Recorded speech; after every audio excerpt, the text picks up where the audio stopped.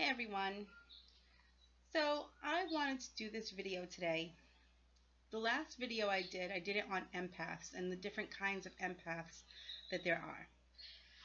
I think it's really important to ground, center, and protect yourself all the time, especially as an empath.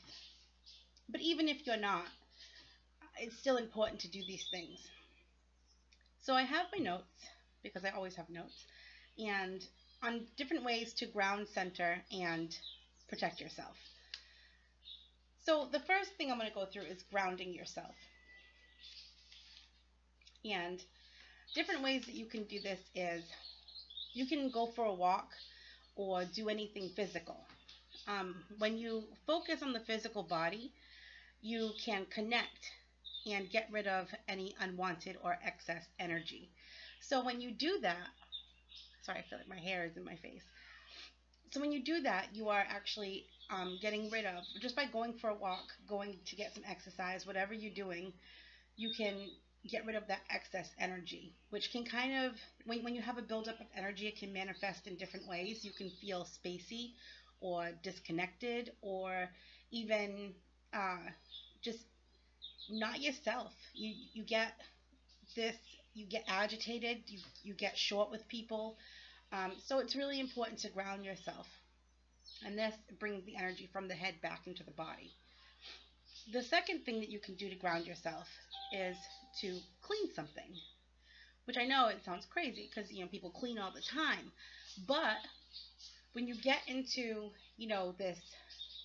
this place of being imbalanced and being disconnected and ungrounded, it's important to recognize what that is. And when you do recognize what that is, clean something. We feel better when we are in a clean environment. So, sorry, it seemed like my video skipped for a second. I had to figure out what was going on with it. So, but as I was saying, clean something. Because when you are cleaning something and you're done with that area and you look around, you have a sense of, number one, accomplishment. You're like, this feels good. The energy is clean. It's good. It's positive. And then once the area around you is clean, you yourself are going to feel cleaner. You're going to feel better because you are now in this cleansed, clean space. The third one, have sex.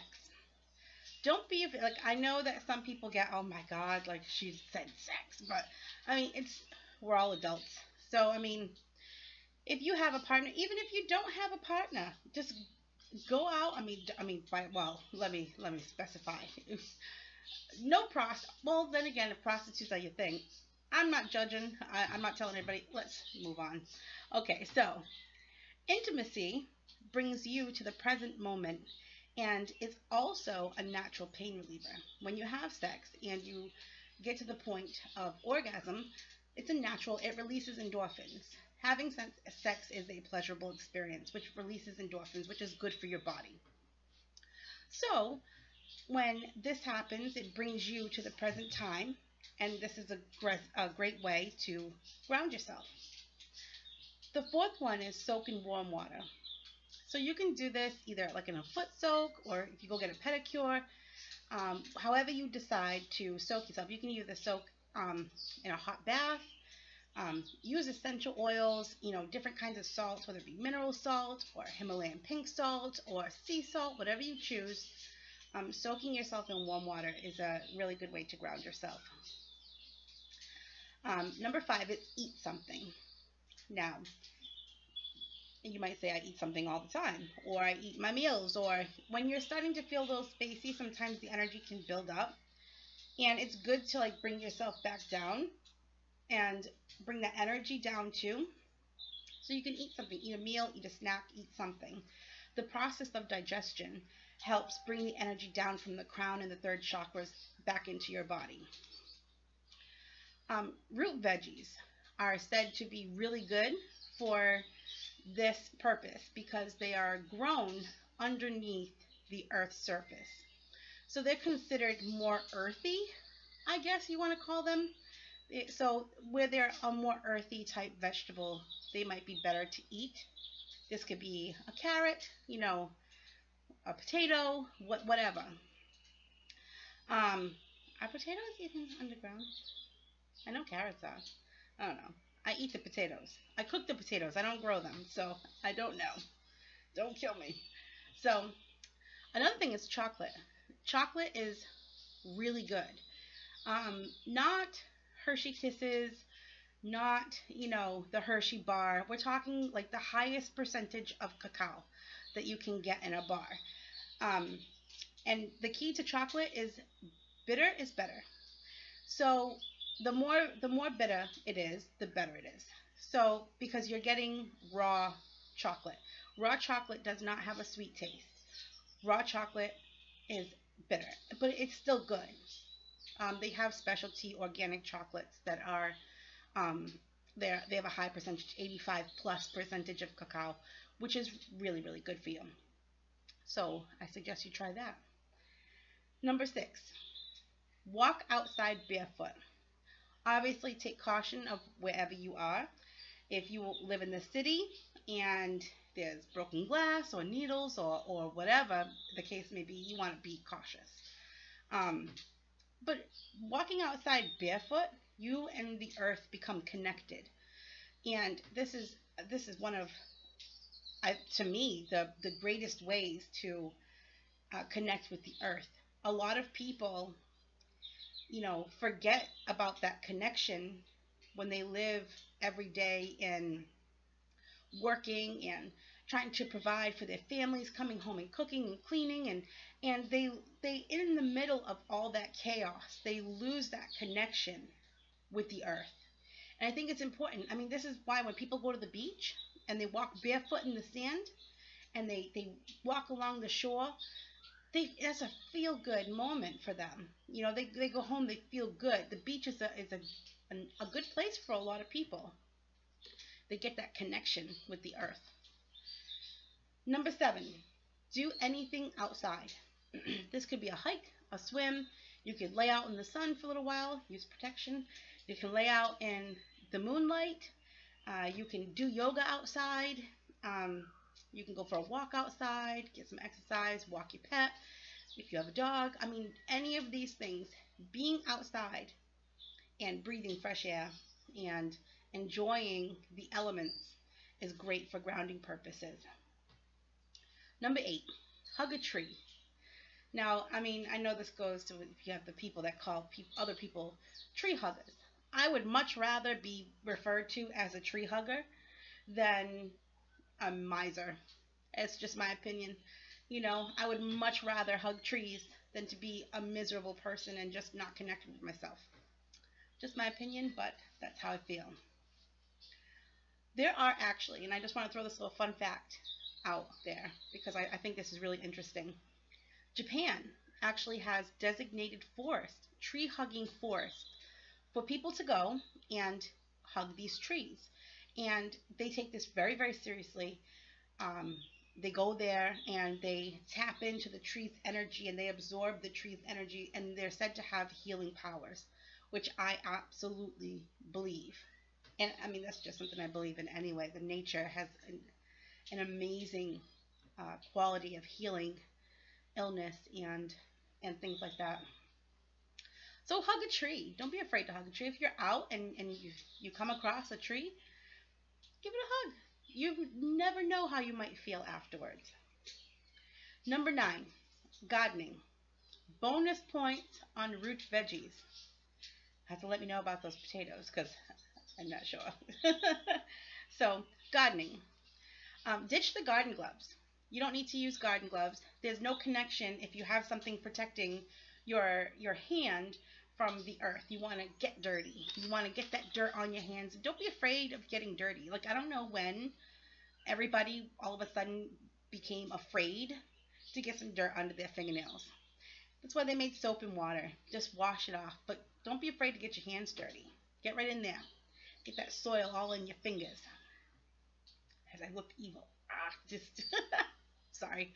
I get sidetracked. This is why I have notes, because Don't ever count on me doing a 100% serious video because that will never happen. Number 10, meditate. I love this method. Me personally, meditation is hard for some people. I will say that right off the bat. It's for people who have like ADHD or they have like attention issues or short attention span. This may be a little difficult, but I say start off small. Anybody can meditate. People with ADHD, that does not mean that they cannot meditate. It means that their meditation times might have to be a little bit shorter, but does not mean that you cannot meditate. This method is great for spiritual grounding. Number 11, holding a grounding crystal or stone, or you can even wear it. Hematite I love hematite. I personally have, my daughter went to a metaphysical store that we have downtown here, and she bought me the stone cages, and I get to wear my hematite, which is a really perfect grounding stone. So if that might actually be useful to you, if you are feeling flighty or disconnected or just kind of like lost or even agitated, if that's not your character, that's not how you usually are, you might want to try the crystal or the stone. You can even hold crystals or wear them while you're meditating and combine the two forces together. Number 12, essential oils are great. You can use essential oils in a bath. You can use essential oils in a diffuser. You can use essential oils really with anything. They have these like little necklaces that have these little sponge pads, and you put a couple of drops of essential oil and you wear it. And that actually is, if there are some different scents that are really good for this purpose, like for instance lavender. Lavender is really good for this purpose, and a lot of people use lavender. A lot of people can tolerate lavender. Some of the other scents might be overwhelming for some people. You have to find what works for you, but just make sure you match the properties of the essential oil to the purpose. And the last one for grounding is sing and dance. Sing and dance your heart out. The act of singing and dancing gets your body and your energy up and moving, which grounds you. And when you're expelling that energy, a lot of times when we have that energy built up, sometimes we get fatigued, which I know it sounds crazy, but when you have a lot of energy up here clouding your chakras, your third eye and your crown chakra in particular, you can get fatigued and tired, which sounds crazy because you're like, all this energy is up here, but it's jammed up here, and it's blocking the natural flow of those chakras. So, and singing and dancing is fun, right? So there are some people, I have a really good friend who loves to dance. That's something that she teaches, and so this is something that she might do as a grounding technique because it's fun for her, and she loves to do it. So that's grounding. And now how to center yourself. Centering and grounding are very much linked together. So if you hear some that are so like very closely related to grounding, it's because centering and grounding oftentimes go hand in hand. So number 1, breathe like it matters. Conscious breathing. Observe your breathing, become aware of it, but don't change it. Breathing is automatic. We have no control unless you want to hold your breath. But even after a certain amount of time, our body and our brain takes over and it becomes automatic again. We have no control over our breath. It's an automatic response that our brain controls, and we breathe without even realizing that we're breathing. So breathe like it matters. Become aware of that breath. You can even do exercises where you control the breath as far as where it's coming from, like deep belly breaths. You could take, nice, big, deep, slow inhale, nice, slow exhale, and have a controlled breathing. But I would suggest just becoming aware of that breath makes a difference. Number 2, imagine you're a tree. Now this is a great grounding exercise as well. Your hands, your arms, your fingers, your head, they're all branches. And they come up and spread. Don't be afraid to spread your fingers and actually become the tree. Don't just visualize it, but physically, as long as you're not in like Walmart or something. But I mean, even then, if you wanted to, you could. But if you're in the privacy of your own home and you want to become the tree physically, become the tree. I personally suggest that. It's Some people have a hard time visualizing, so if you pair the physical action with the wow, yeah, visualization, if you pair the two together, you might have, it might be easier for you to see this in your mind's eye. Um, so your torso and your legs become the trunk of the tree, and your feet and your toes become the roots. And feel how heavy your feet become as they become rooted into the earth. Um, do that. You can do this exercise for a minute or two. It's also a good grounding exercise, like I said. And the last one is feel your feet. Shift your awareness. Place both feet firmly on the ground, and this helps draw excessive energy down from the top chakras, the crown and the third eye chakra. And your crown chakra is up here, and your third eye chakra is your brow chakra.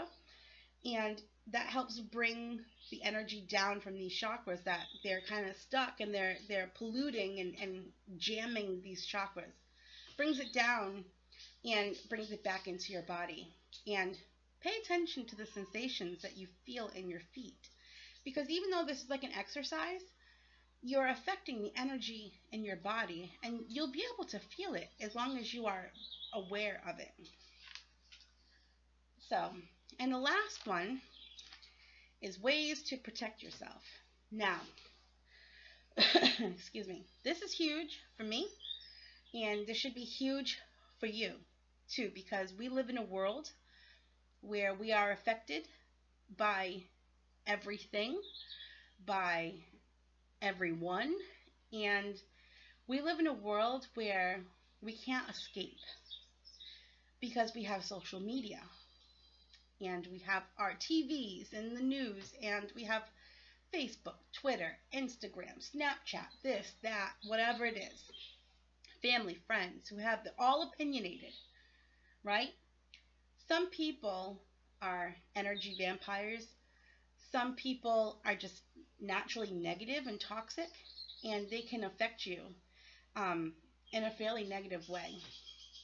So here are some ways to protect yourself. Number one, meditate.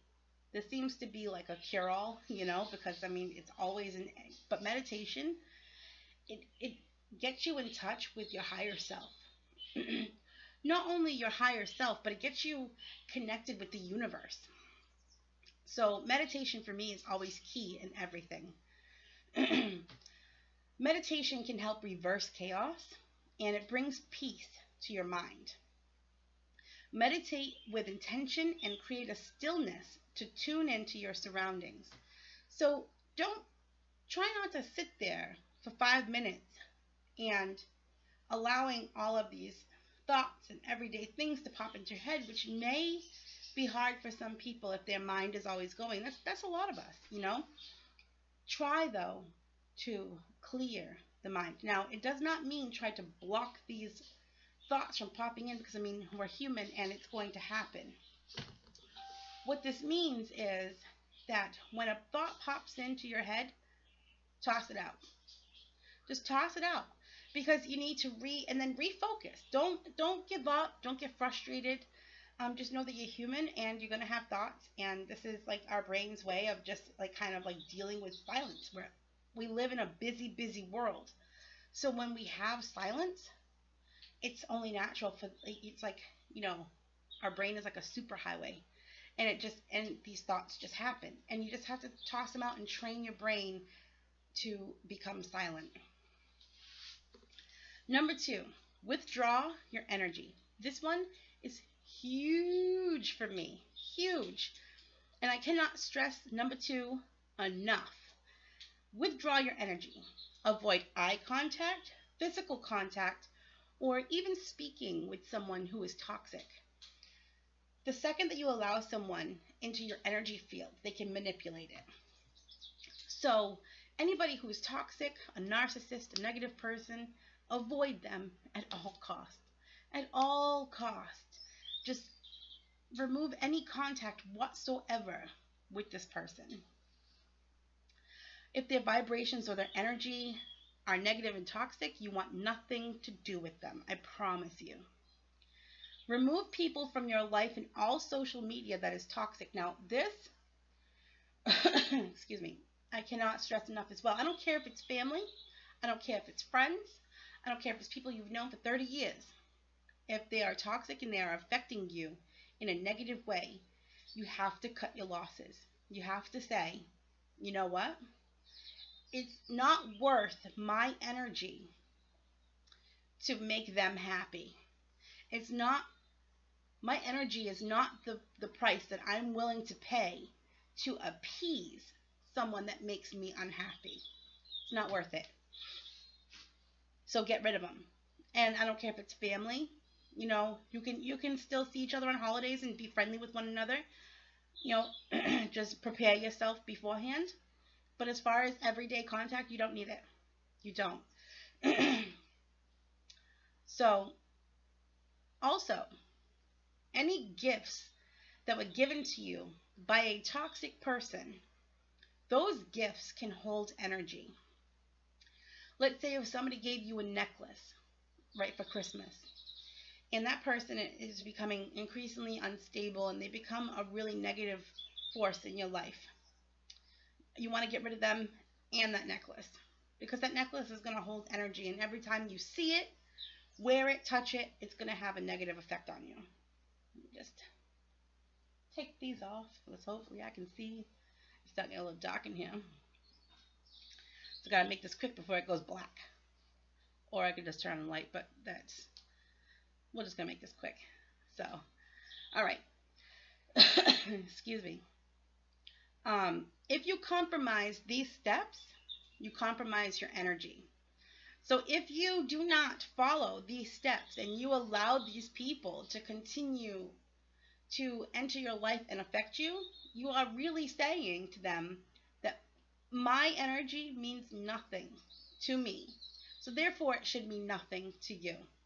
Because these people don't care, I promise. I promise you.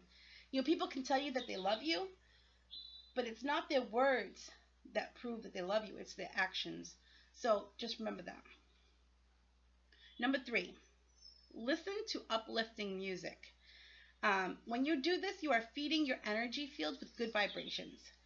I don't care if this is classical, I don't care if this is music that you twerk to, I don't care what it is that you listen to that makes you feel good, listen to it. It doesn't matter what it is. Uplifting music means something different to everyone. Number 4, spend time with nature. This could be swimming, standing in front of the ocean and watching the sheer power of the waves and like the natural force. And you know, I know that some of you won't know what moon energy is, but the moon controls our tides. And just to see that sheer power of what the moon has over our planet, and to see the force of nature bringing those tides and seeing those waves and just how powerful that is, to me, that's a beautiful sight to see. So you could do that. You could hug trees, as we discussed. You could give affection to animals, whether you have some already, whether you go to a friend's house and spend time with their animals, or you can volunteer at a local shelter. Any shelter would be more than happy to have a volunteer come in and spend some time with the animals. So take a look into your local shelters and rescues. Let me go back to that. The objective of this is to create a strong auric field so another person's bad energy cannot penetrate it. Number 5, maintain a healthy body. Now, when I say this, I want to be clear. People seem to think that healthy means thin. Healthy means model thin, or 110 pounds, or let me just clarify what I mean. Healthy does not mean thin.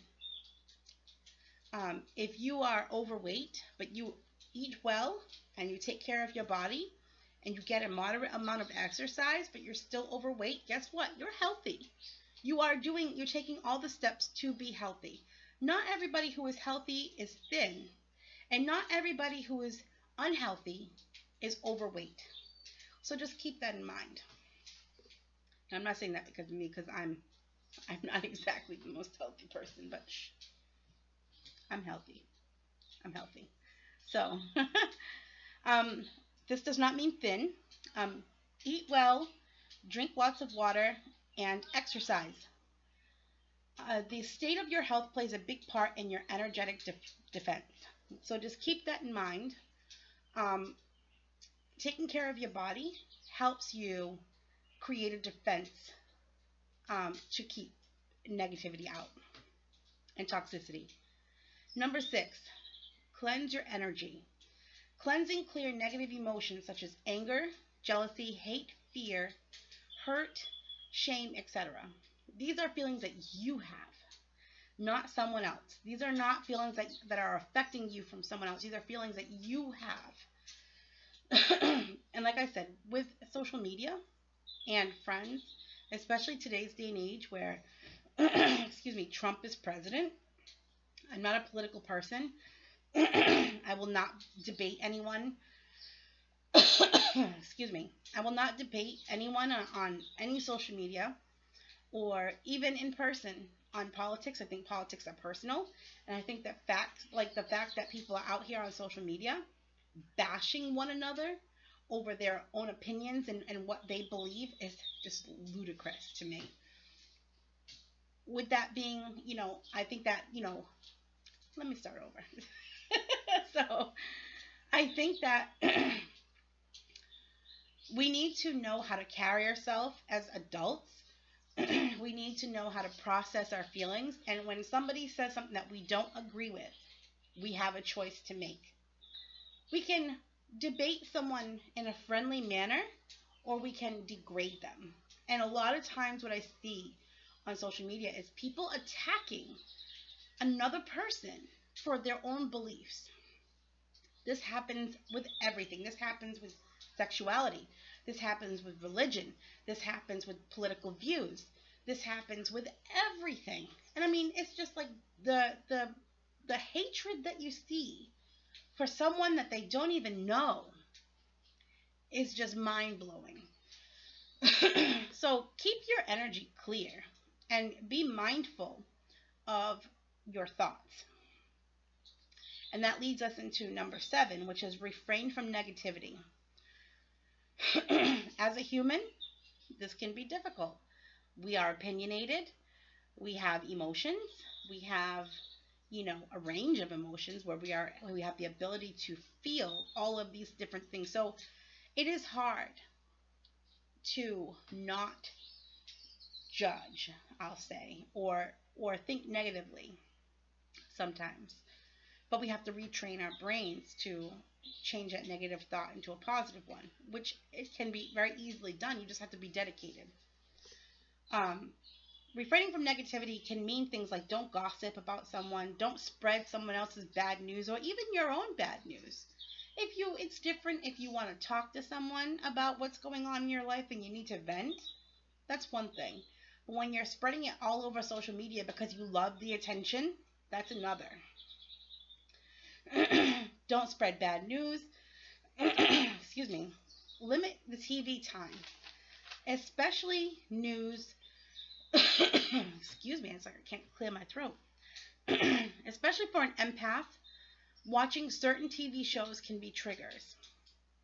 For me, that trigger is animal shows.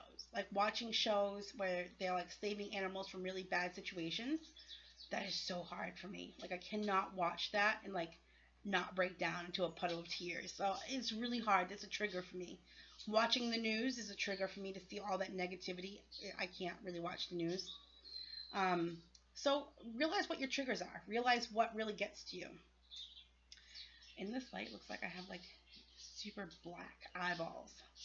Well, minus the white part, but my eyes are not like naturally this dark. So it's pretty cool.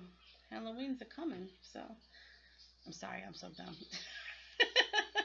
All right, let me get this done and over with because we're already half hour in. All right, number 8, follow your gut. Your intuition is like a GPS for your body. And this guides you away from danger. You have to pay attention to this. Your intuition, we have an intuition for a reason. And so many times people ignore their gut feeling to not do something or to do something. They ignore that feeling. When you follow this guidance, this intuition, you may feel as the odd one out or uncomfortable going against the grain. But you need to keep moving through these feelings, and it is essential because you're going to be placing your energy as a priority in doing so. So follow your gut, follow your intuition, and don't be persuaded or swayed to fit the mold of another human being. You need to follow what is true for you. And you need to protect yourself on all levels. And number 9, this is the last one. Build a fortress and create good karma. Now, your fortress is the group of people that you have in your circle. These are the people that you surround yourself with. Our circle, it has many different types of people,